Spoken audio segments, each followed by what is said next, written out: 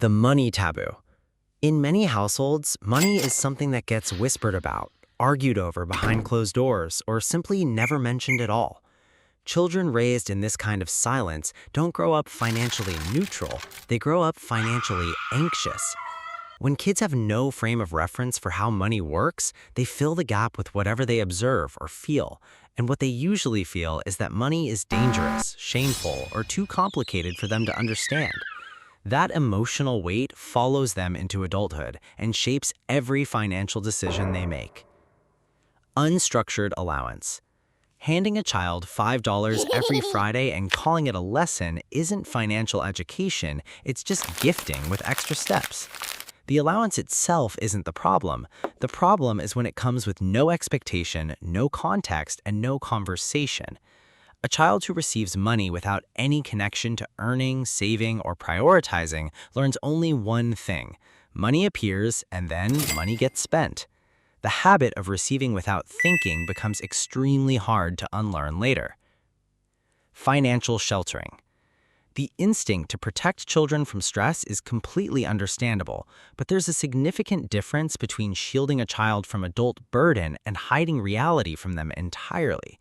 When parents quietly manage every financial difficulty without ever acknowledging it, children develop no resilience, no problem-solving vocabulary, and no understanding that financial life involves real constraints.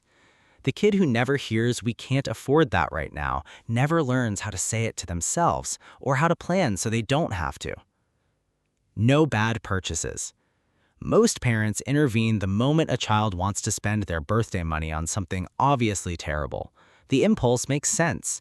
But the child who blows $20 on a toy that breaks in 2 days and then has nothing left for something they actually wanted, that child has just received one of the most effective financial lessons available. Real regret is a far better teacher than a parent's warning. Overriding that experience consistently means the child never develops the internal filter that asks, "Is this actually worth it?" No early accounts.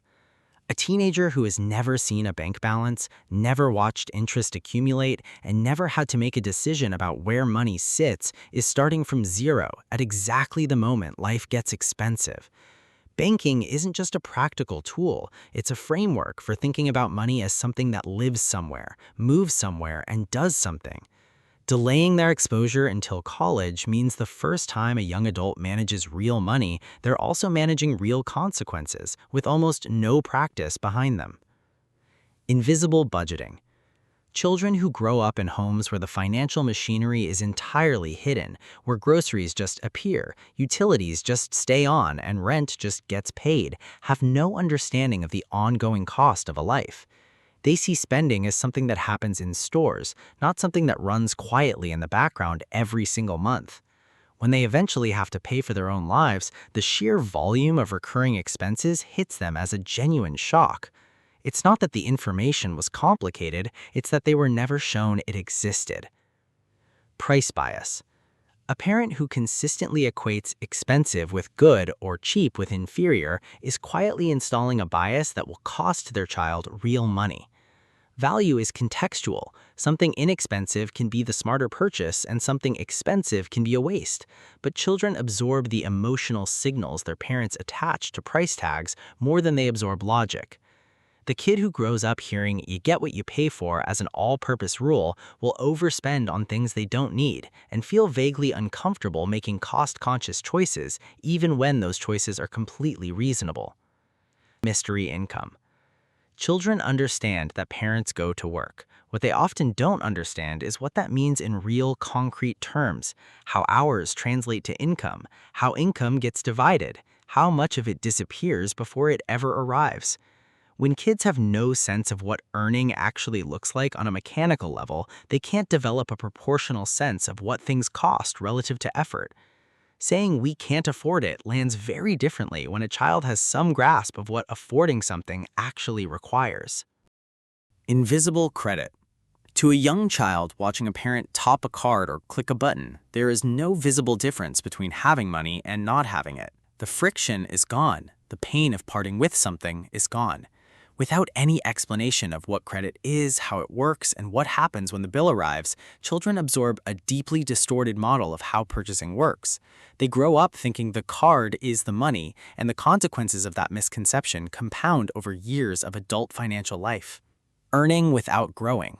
Many parents celebrate when their teenager gets a first job, which is genuinely worth celebrating, but the conversation frequently stops at income and never reaches what happens next. A child who's taught that making money is the goal without any parallel understanding of growing or protecting it is being given half a map. Saving without a purpose feels pointless. Investing feels like something rich adults do. Neither feels relevant until suddenly both feel urgent, and it's years too late to have started early. Instant gratification.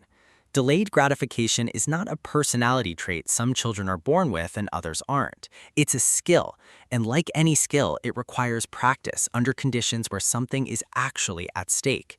When a parent reflexively buys whatever a child asks for, that child never develops the experience of wanting something, waiting, and then deciding whether they still want it. The adults who consistently overspend and undersave are often not irresponsible people. They're people who simply never had enough practice tolerating the discomfort of wanting something they didn't immediately have. Emotional money. In some families, money is attached to guilt. In others, to shame or to love or to control. Children who grow up or financial decisions are emotionally charged rarely develop a clean, functional relationship with money as a tool.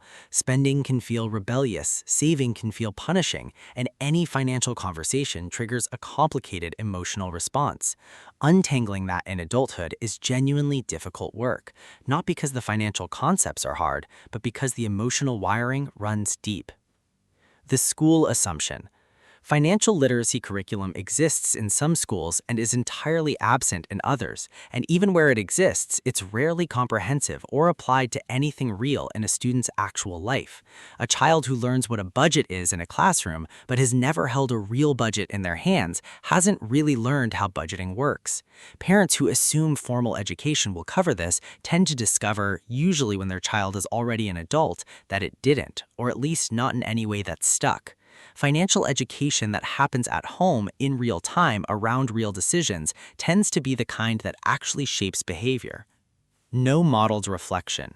Children don't just learn from what parents teach, they learn from what parents do, and crucially, how parents talk about what they do.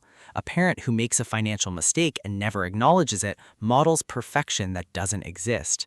A parent who occasionally says, "I spent more than I wanted to on that and I'm going to do it differently next time," is modeling something far more useful, that money management is a continuous practice, not a fixed ability you either have or don't. That reframe alone changes how a child will approach their own inevitable financial mistakes. Paid for everything. There's a version of generosity that quietly backfires. When parents cover every expense, phone bills, car insurance, clothes, food, gas, without any expectation of contribution, they're not being supportive. They're removing the one experience that makes financial responsibility real, the feeling of needing money before you get to want with it. A child whose needs are always absorbed by someone else never develops a sense of what a life actually costs. So when adulthood arrives and the bills don't disappear, it isn't just a practical shock, it's a psychological one. Nothing in their history prepared them for money leaving before they ever got to choose where it goes. The comparison trap. Some parents actively teach their children to measure financial decisions by what other families have and don't realize they're doing it. Every "they have one, why don't we?" that gets validated, every purchase made because another family took that trip or bought that car, is a lesson in using status as a compass. Parents who spend this way and who never name it or question it out loud are quietly wiring their child to chase the wrong targets. The child doesn't learn to ask whether something is worth it or whether it fits a goal. They learn to ask whether other people have it. That instinct is expensive to maintain and nearly impossible to satisfy because the comparison is always available and the gap never fully closes.